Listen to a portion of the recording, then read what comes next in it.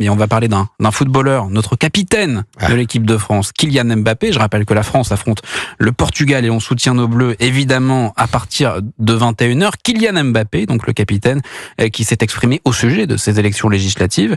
Il estimait qu'il y avait vraiment urgence à voter après, je cite, les résultats catastrophiques du premier tour qui ont placé le RN en position d'obtenir une majorité absolue. Yves Tréhard, est-ce que c'est le rôle d'un capitaine de l'équipe de France de prendre position? Il avait dit les extrêmes. Les extrêmes, oui, mais... avant le premier tour. Oui, mais moi j'avais compris tout de suite que c'était des extrêmes d'un côté seulement.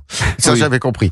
Ça, c'est la première chose. La deuxième chose, je trouve que n'importe qui peut s'exprimer et qu'après tout, il est citoyen comme tout le monde. Simplement. Ce qui se passe, c'est que compte tenu de sa position sociale, c'est très mal ressenti à mon avis pour une grande partie des Français. Et puis deuxièmement, quand on dit ils donnent le mauvais exemple, ils ont des supporters.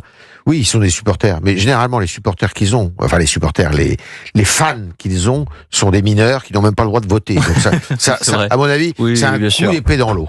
Vous aussi, vous soutenez les Bleus. Tout le monde soutient les Bleus. Bah évidemment. Bon, il y a beaucoup de choses dans cette histoire. Tout d'abord, on peut dire que ça c'est quand même l'exemple le plus parfait qu'il y a une déconnexion des élites. Pas aujourd'hui, pas un seul footballeur, pas un seul artiste, pas un seul musicien, pas un seul acteur n'aurait l'idée d'appeler à voter pour le RN. Déjà. Ensuite, sur Kylian Mbappé. Moi, ça me dérange pas qu'il prenne position, mais il faut qu'il le fasse dans ce cas, dans toutes les configurations, sur tous les sujets, et qu'il le dise clairement. Vous avez parlé de sa première sortie politique tonitruante où il disait non, attention aux extrêmes, en renvoyant d'un côté LFI, d'un côté le RN. Ça trompait personne. Non, déjà ça trompait personne, mais cette sortie-là était sans doute même pire que celle qu'il a fait aujourd'hui. Dans le sens où, là, il insultait 25 millions de Français, en réalité, qui ont voté pour le RN et pour LFI, enfin pour le nouveau Front Populaire. Là, il n'insulte que 12 millions d'électeurs. Donc, Kylian Mbappé, plutôt comme Marcus Thuram, de critiquer, de pointer du doigt les électeurs du Rassemblement national, il peut dire qu'il veut voter pour Emmanuel Macron, il peut dire qu'il veut apporter son soutien à la majorité présidentielle, il a le droit en tant que citoyen de le faire, mais il faudrait arrêter, parce qu'en effet, Yves a raison, à un moment donné, les électeurs du Rassemblement national, ils vont se sentir floués, parce qu'ils ont tout contre eux, ils ont les médias, ils ont les sportifs, le capitaine de l'équipe de France, ils ont les acteurs, ils ont tout le monde. Et justement, et les rappeurs. Parce que Marine Le Pen a réagi à ces propos de Kylian Mbappé. Elle a critiqué, je cite, les leçons de morale.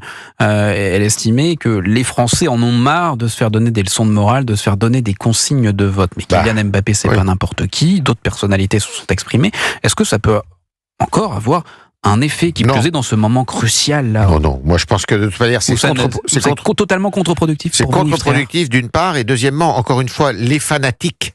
Les fanatiques, c'est des gamins, ils n'ont pas le droit de vote. Quand on a 25 ans, déjà ils vont pas voter les autres. Ceux qui ont 21 ans, très peu vont voter. Donc, mais sinon, c'est quand même l'expression est quand même à commenter parce que c'est vrai que c'est le signe d'une déconnexion, c'est le signe d'une.